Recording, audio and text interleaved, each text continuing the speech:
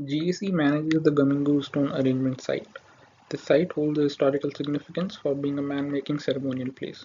Apart from being one of the most culturally important sites in the whole of southern Queensland, it's also a vibrant place for sharing knowledge. The main aim of the Gummingu Aboriginal Corporation is to revive the Waka Waka cultural heritage and to heal the country. This can be achieved by sharing knowledge through community participation and education. GEC plays an important part in process of changing Gummingu from being a traditional Banya country into a present-day cultural hub, as the organization looks to increase its online presence in order to evolve into a profit-for-purpose organization. The GAC mainly operates in a tourism and cultural sector. The organization focuses on imparting the knowledge about Aboriginal culture through education and tourism. There are various technological advancements in the recent past that have impacted this particular sector. Virtual tours. Organizations operating in and around the sectors have inculcated various forms of immersive media to improve the user experience. One such example of immersive media are the virtual tours. Using this technology, users can now interact with three-dimensional models of various buildings, artifacts, maps, etc., while sitting in the comfort of their own homes. Creating user-friendly websites. Since the creation of modern front-end frameworks and libraries such as React and Angular, organizations can now create websites that are interactive, responsive, and easy to navigate for the users. These websites can help in managing donations, booking tours, and hiring volunteers all in one place, which can help in improving customer satisfaction.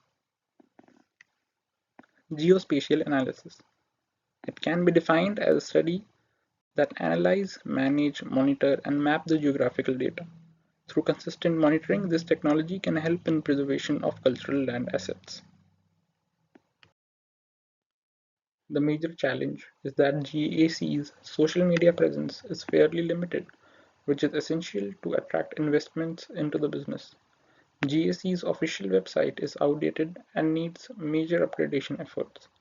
These challenges are stopping GAC's effort to effectively engage a broader audience for their mission.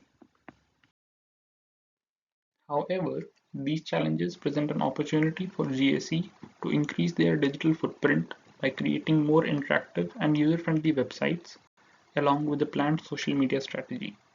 This will help the organization to share their Aboriginal cultural heritage through visually appealing storytelling that can be integrated on their website. According to Shin, as the number of smartphone users are increasing, several non-profit organizations are also increasing their presence in the digital space to raise donations for their cause.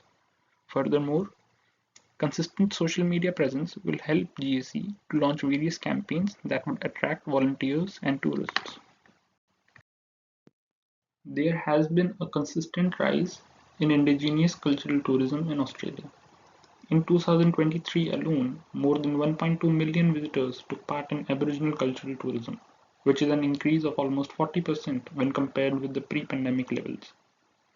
This indicates an increasing interest in genuine indigenous cultural learning. A rough estimate indicates that the indigenous tourism market was valued to be around 46 billion US dollars in 2025, and it is further projected to grow over 65 billion US dollars by 2035.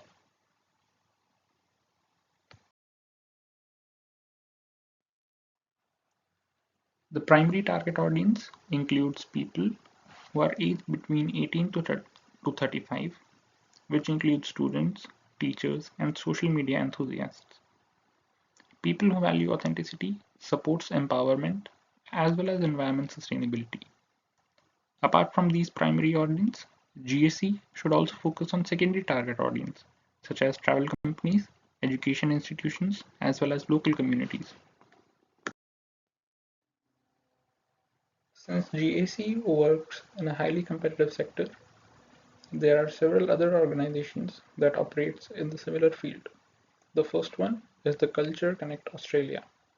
Culture Connect provides tours, private charters, and special events for exploring Indigenous culture in North Queensland. They offer multiple options for their customers, such as half-day, full-day, multi-day tours, as well as tours for private charters, educational, and corporate groups. Their tour is often accompanied by an indigenous traditional owner, which makes the experience even more authentic. They only offer tours for small groups or private charters, which may hamper their ability to scale in the future. They have their social media presence across all relevant social media sites like Facebook and Instagram. However, they are not consistent in uploading their content and has a relatively low follower count, that is, around 1500 and 1000 followers on Facebook and Instagram respectively. The second competitor is Cultural Connections. They are located in Townsville, and this organization focuses on giving their customers an authentic cultural experience through various cultural activities.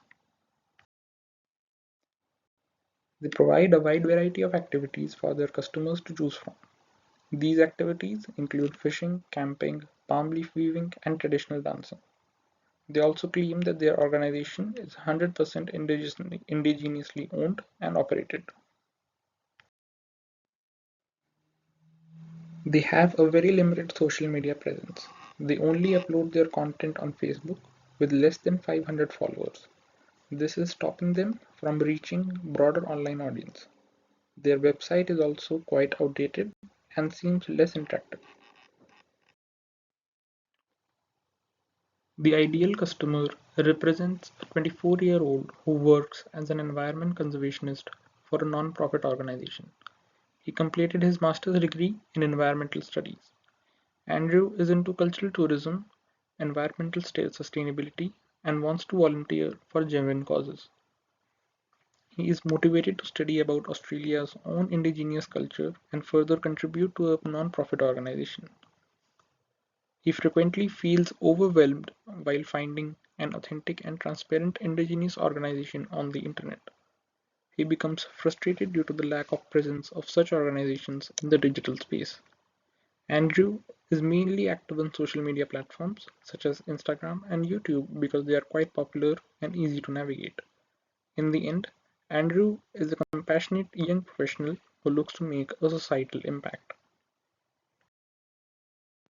Since over 63% of cultural tourists in 2024 were Australians, and there has been a trend amongst young individuals to explore cultural heritage, therefore, the target audience include young Australians. This customer journey map outlines how a potential supporter discovers, engages with, and ultimately becomes an advocate for the Gubinguru Aboriginal Corporation. In the awareness stage, the user first comes across GSE's social media content on platforms like Instagram, Facebook, or YouTube. Here's the emotional touchpoint is curiosity. They are intrigued by visually rich and culturally meaningful posts. This stage highlights the business opportunity to create more engaging and consistent content to attract new audiences. Next is the consideration stage. The user decides to visit GSE's official website to learn more. Their emotion shifts to enthusiasm as they explore the site. This helps This step shows the importance of having a responsive, well-structured and visually appealing website to sustain user interest and build trust. During the interaction stage, the user begins to research GAC's cause more deeply, visiting about the About page or reading up on external sources like Wikipedia. They feel admiration for the organization's cultural and environmental work. This is an opportunity for GSE to integrate interactive storytelling and multimedia content to strengthen their emotional connection. At the conversion stage, the user makes their final donation through GSE's payment portal. The key feeling here is satisfaction. To enhance this moment, GSE could ensure an easy, secure donation process and send a personalized thank you for appreciation email to reinforce positive emotion. Finally, in the advocacy stage, the user feels elated and inspired to encourage others to support GSE through word of mouth or online sharing. This presents a business opportunity to use target advertisements and shareable digital campaigns to amplify the advocacy and community engagement. The references listed here include a mix of scholarly research and credible online sources that have informed this project. Together, these sources ensure that my recommendations for GSE's digital strategy are both research-based and contextually relevant.